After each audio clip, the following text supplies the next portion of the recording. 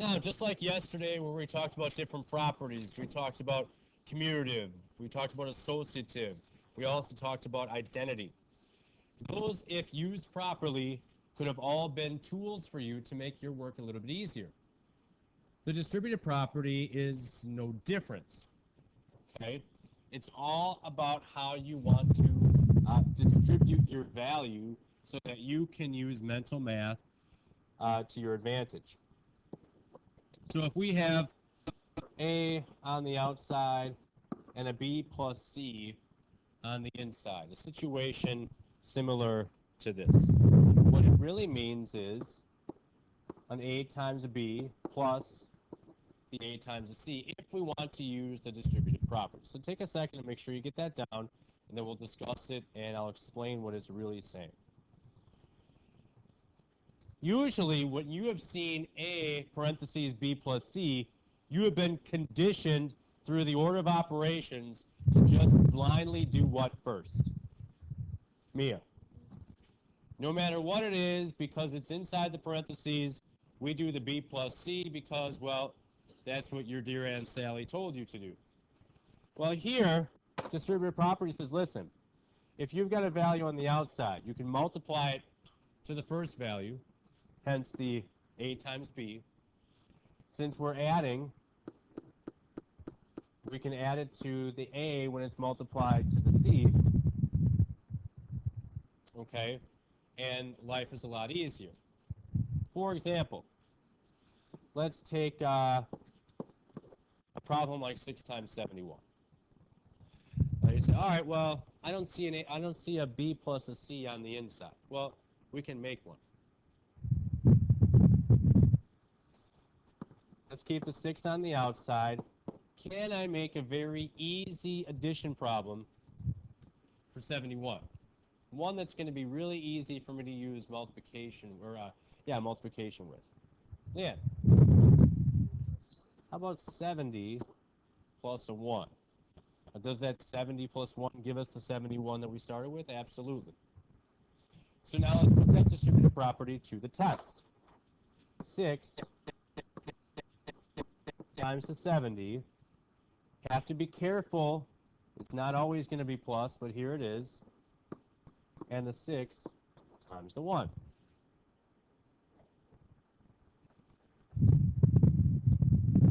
I took my value from the outside, which was A. I multiplied it to my 70. Since I was adding on the inside, I add here, and I take the number on the outside and multiply it to the second value, which is the 1. Yeah. So we're going to multiply both of them. You'll multiply both of those and you'll add them together. So 6 times 7, 42 with a 0, plus 6 times 1 equals 426. Now, could you have found 71 times 6 on your own? Absolutely. Could you have lined everything up the way that you normally do when you multiply? Sure. But you wouldn't be using the distributive property. The distributive property allows you to do most of this work in your head quickly. Okay?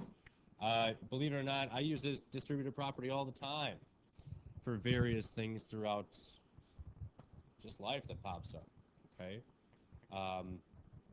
It's not as hard as it seems at first. Yes?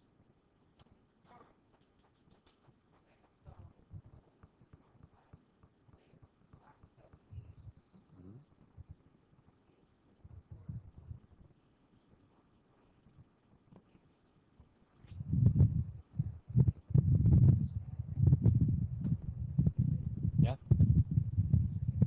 Okay. I'll give you one to try. Show the distributive property.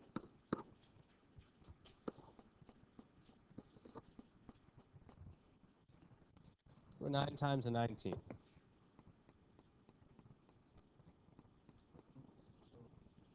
Absolutely. So you might want to start off like putting a 9 on the outside and making an addition problem of the 19. Yep. Use the distributive property, show your work, and then what is it?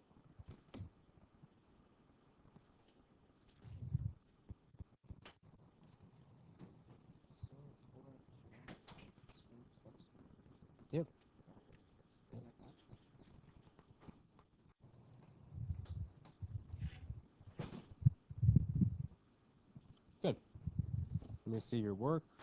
Good.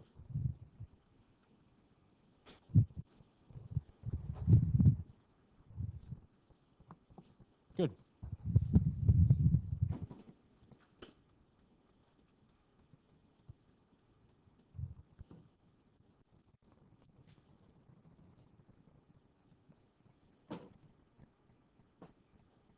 Okay, I see it now. All right, so Alex, you broke up the 19 how? 10 plus 9? Very good. Are you limited to just 10 plus 9? Not necessarily, but it might be the easiest way. So the 9 times the 10 plus the 9 times the 9. 90 plus 81 equals 171, right? Okay, very good. Those are the basics. Can I what?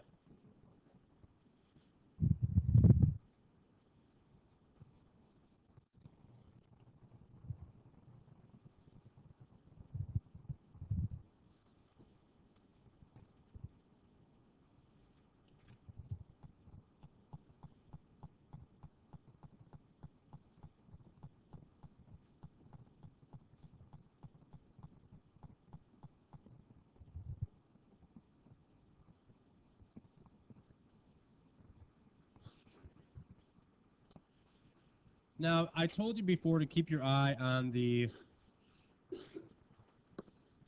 addition because it's not always going to be added. Now, I won't insult your intelligence. You should be able to look at that right away without using the distributive property and tell me that the answer is going to be Alex.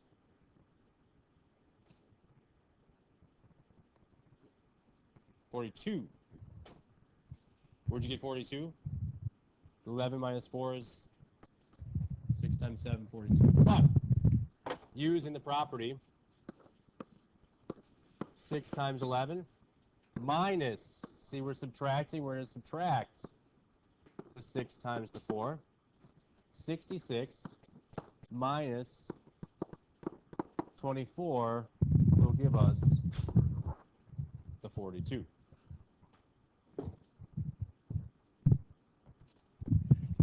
Just be careful, just be aware of the subtraction sign there.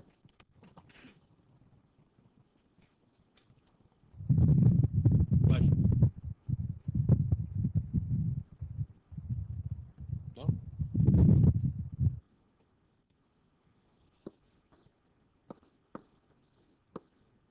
Four times 123.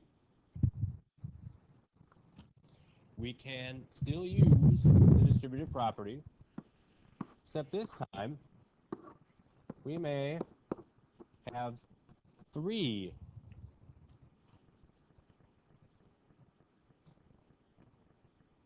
Sophia, what do you think? Careful. 100 plus 2 plus 3 will give me 105. 20. Did you say 20? All right. Good. Give it a shot. Do it.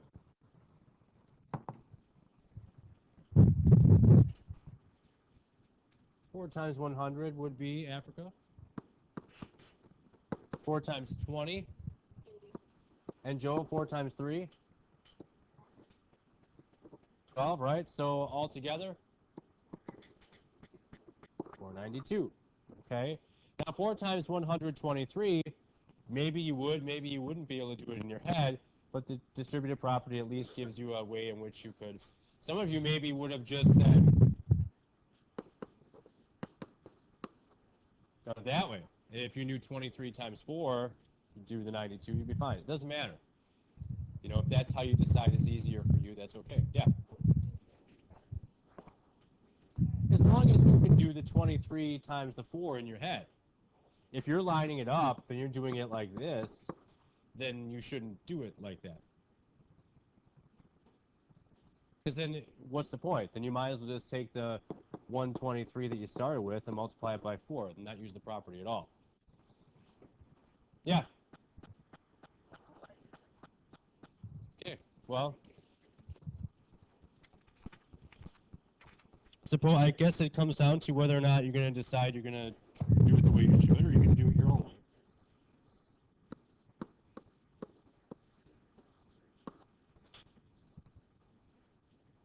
But that's the whole point, Joe.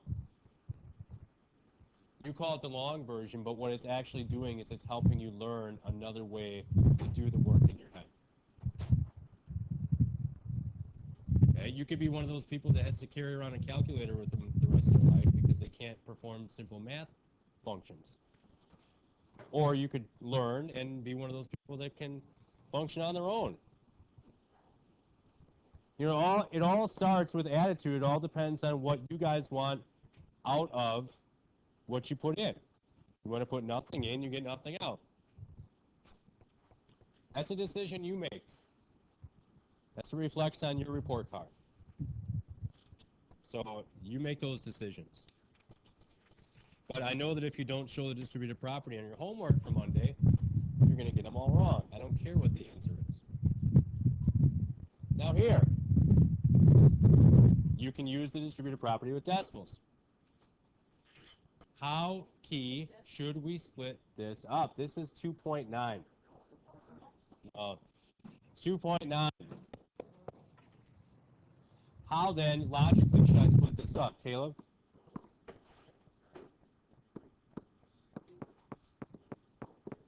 Good. Then, the long way. Give it a shot. You know how to multiply with decimals, and you know how to add with decimals.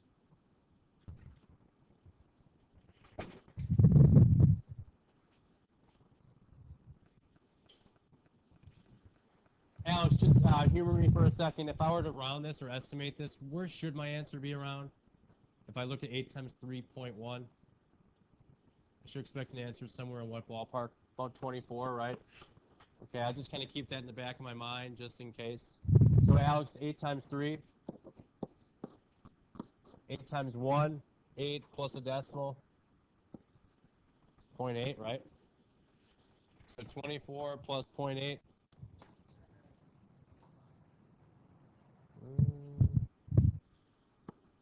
24 plus 0.8. Key?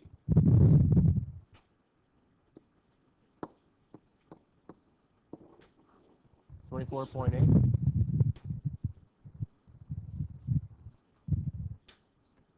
Pardon me?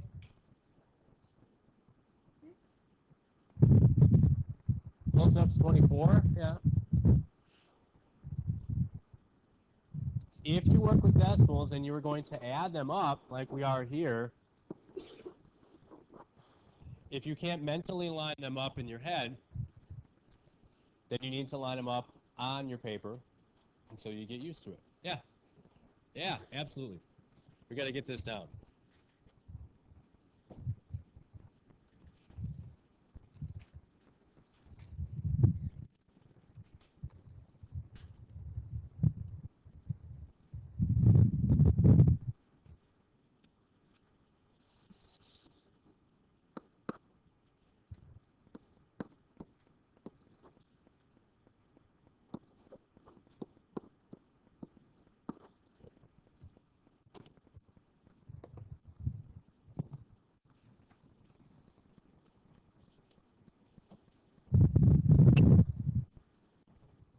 Just a quick estimate of the 3 times 4.9.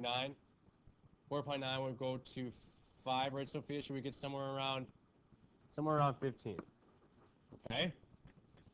Now it's going to be very important and very useful to you to estimate. How long does it take us to estimate? Hardly at all. Break this up by what? 4 plus 0.9?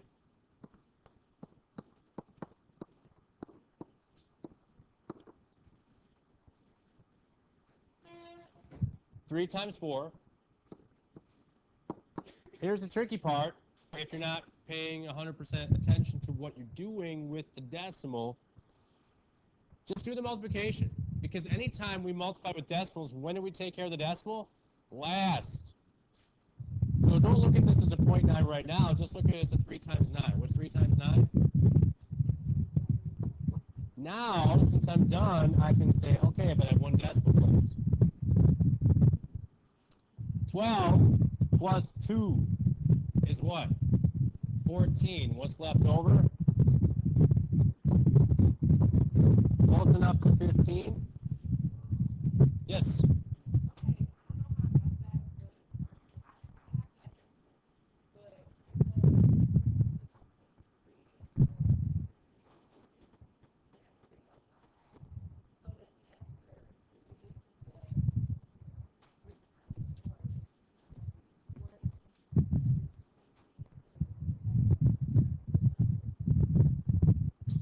You did more than you should.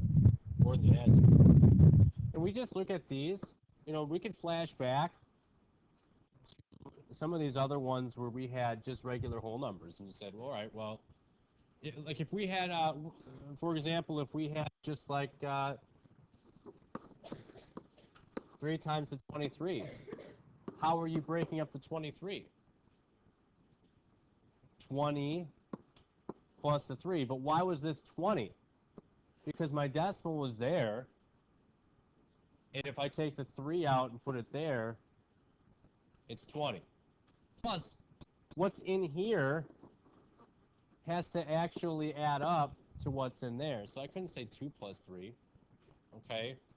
It's only different now because you just have a decimal. But this is 4. There's no 0 after the 4. Why? Because the 4 is in what place? Just in the ones place, right? So you just need it as 4. 4 and the 9, as long as it's a 0.9, and you're good. Okay.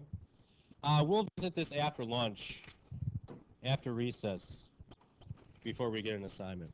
Okay.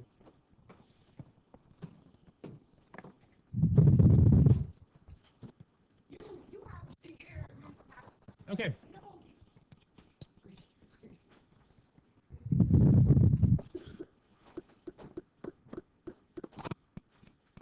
Six times 103. 6 on the inside. Or on the outside, 103 on the inside. How can we break down 103 logically? Yeah. 103. 6 times 100 plus 18. Very good. A couple other ones that we have not yet taken a look at involve variables.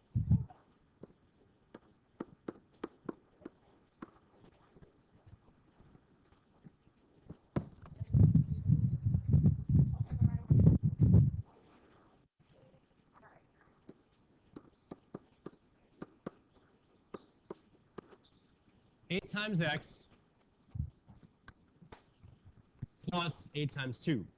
If we are following the same pattern of the distributive property, 8 times the first and 8 times the second number or value inside of our set of parentheses. It doesn't matter necessarily what x is. If I know that multiplication is taking place. So it becomes 8x. 8 times x becomes 8x. Plus 8 times 2, which is 16. And that's as simple as you can make it. The only way I could add the 8x to something is if I had another x. If I had 8x plus 16x, those would be like terms. I could get 24x. But that's as simple as I can make it.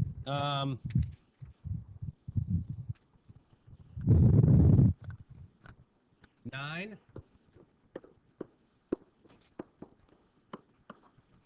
3m plus 5. If there's something to be multiplied, I can do that. So if I have 9 times 3m, how many m do I now have? If it's 9 times 3m, Sophia?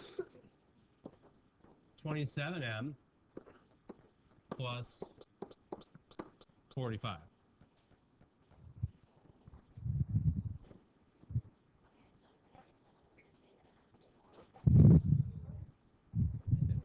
Caleb? Is the 9 times 5. So you said if you get it, if we have variables. Yeah, if you have a value that you can actually multiply with the 9, then you do so. That's how we get the 27. But I still have the m that's kind of hanging on the end of it.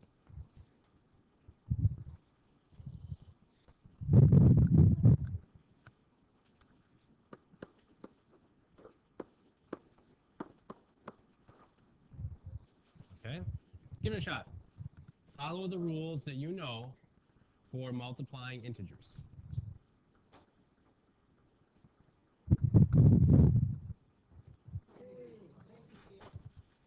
Negative 2 times 6. Negative 2 times 6. Keith. Y times y.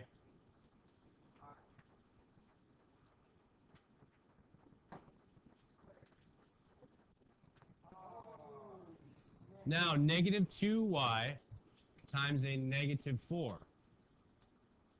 Negative times negative. Alex. Positive 8. Y.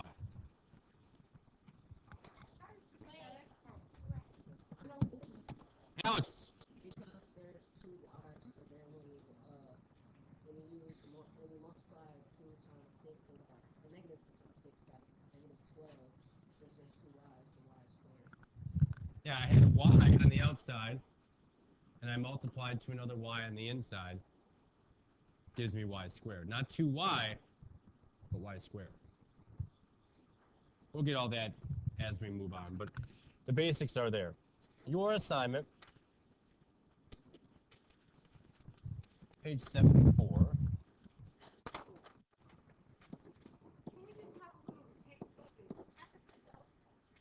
Taste of what? Wait, which one? Which one was that? What do you say if I want to taste of something?